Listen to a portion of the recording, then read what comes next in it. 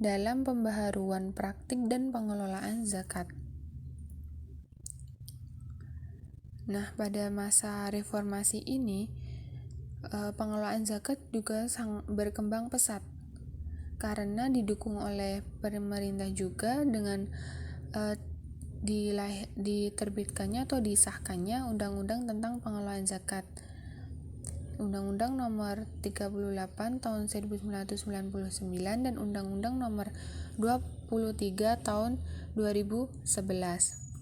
Nah, kemudian dengan kembalinya kepada Undang-Undang tentang Zakat yang dikeluarkan pada era reformasi, yaitu Undang-Undang Nomor 23 Tahun 2011 ini yang lebih banyak berbicara tentang pengelolaan zakat.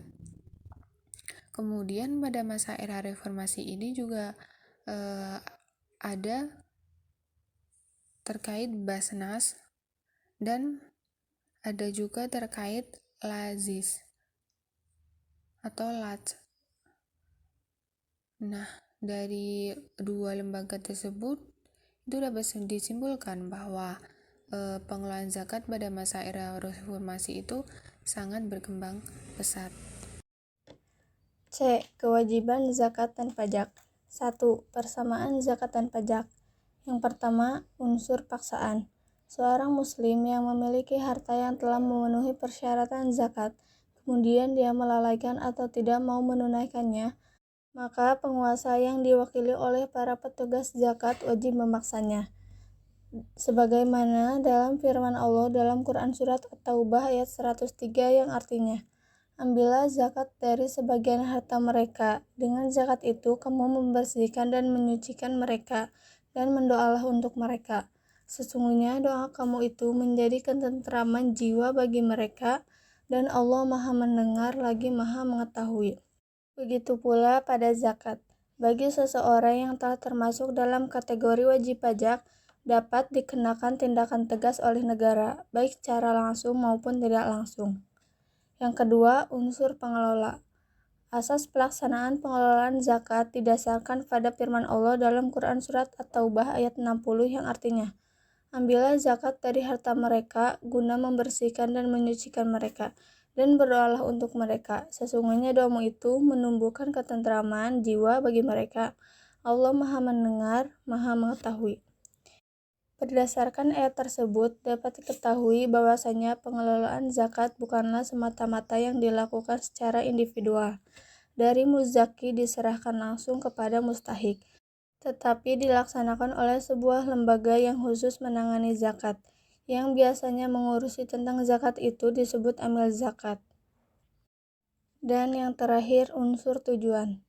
Pihak yang menerima zakat itu ialah bertujuan untuk memenuhi kebutuhan hidup, terutama kebutuhan primer sehari-hari, dan tersucikan hati dari rasa dengki dan kebencian yang sering menyelimuti hati melihat orang kaya yang bakhil. Kepentingan kehidupan sosial ialah zakat yang bernilai ekonomis, merealisasikan fungsi harta hanya alat perjuangan untuk menegakkan agama Allah dan mewujudkan keadilan sosial. Dalam ketentuan pajak tidak adanya imbalan tertentu. Demikian halnya dalam zakat. Seseorang yang membayar zakat adalah selaku masyarakat Islam. Pajak pada zaman modern mempunyai tujuan kemasyarakatan, ekonomi, dan politik. Di samping tujuan keuangan, maka zakat pun mempunyai tujuan yang lebih jauh dan jangkauannya yang lebih luas pada aspek-aspek yang disebutkan tadi. 2. Perbedaan zakat dan pajak. Terdapat beberapa perbedaan antara zakat dan pajak. Yang terpenting yaitu zakat mengandung arti suci, tumbuh, dan berkah. Orang yang mengeluarkan zakat, jiwanya bersih dari sifat kikir, tamak, dan hartanya tidak kotor lagi. Karena hak orang lain telah disisihkan dan diberikan kepada yang berhak menerimanya. Dalam pandangan Islam, pajak adalah utang. Sehingga pajak adalah beban yang berat yang dipaksakan walaupun hasil pajak itu juga dimanfaatkan untuk membangun dan kepentingan negara. Adapun beberapa perbedaan antara zakat dan pajak. Yang pertama, bahwa zakat itu adalah ibadah dan pajak itu adalah kewajiban kepada negara. Yang kedua, dilihat dari aspek kewajiban, Zakat hanya diwajibkan bagi umat Islam, sedangkan umat yang beragama lain itu tidak terkena kewajiban zakat. Sedangkan pajak wajib bagi setiap warga negara, baik yang beragama Islam maupun yang beragama lainnya. Yang ketiga, subjek zakat adalah orang kaya. Hal ini dibuktikan bahwa yang harus membayar zakat itu adalah orang yang hartanya telah mencapai nisab. Sedangkan pajak itu nampaknya tidak pandang bulu. Semua warga negara, baik yang kaya maupun yang miskin, harus membayar pajak. Yang keempat, zakat hanya diperuntukkan bagi 8 golongan mustahik, yaitu fakir, miskin, amil zakat, mu'alaf, riqab, gorim, ibnu sabil, dan fisabilillah. Peruntukan pajak adalah sangat tergantung situasi dan kondisi negara pada saat itu.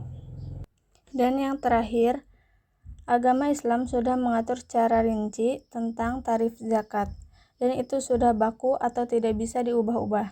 Sedangkan tarif pajak bisa diubah disesuaikan dengan kondisi. 5 alasan yang membolehkan kewajiban pajak di samping pembayaran zakat yang harus dilaksanakan kaum muslim, yaitu yang pertama, jaminan atau solidaritas sosial merupakan suatu kewajiban. Pajak merupakan sumber pembagian dari kebutuhan sosial. Oleh karena itu, apabila dana zakat tidak mencukupi untuk memenuhi kebutuhan sosial tersebut, maka diperbolehkan adanya pungutan-pungutan di luar zakat seperti pajak. Yang kedua, sasaran zakat itu terbatas, sedangkan pembiayaan banyak sekali. Zakat harus digunakan pada sasaran yang ditentukan oleh syariah dan menepati fungsinya yang utama dalam menegakkan solidaritas sosial. Atas dasar itu, ulama berpendapat bahwa zakat tidak boleh dipergunakan untuk membangun jembatan, perbaikan jalan, dan yang lainnya. Maka untuk membiayai kepentingan umum diperbolehkan adanya ketentuan pajak bagi kaum muslim. Yang ketiga, kaidah-kaidah hukum syara.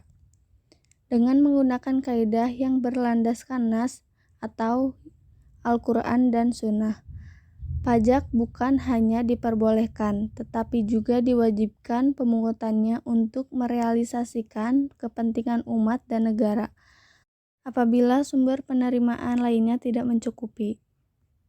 Yang keempat, jihad atas harta dan tuntutannya yang besar. Islam mewajibkan kepada umatnya untuk berjihad di jalan Allah dengan harta jiwa.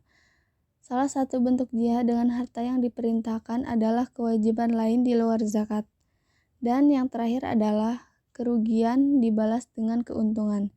Dana yang diperoleh dari zakat diperuntukkan untuk membiayai segala keperluan negara yang manfaatnya kembali kepada kebutuhan rakyat. Yang D itu ada lembaga zakat di Indonesia. Badan Amil Zakat Nasional atau Basnas merupakan lembaga yang melakukan pengelolaan zakat secara nasional.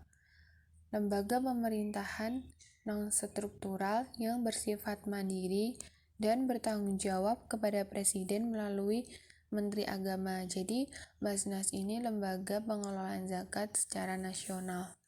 Kemudian, selain Basnas, pemerintah melalui Kementerian Agama juga mengesahkan beberapa lembaga zakat di Indonesia.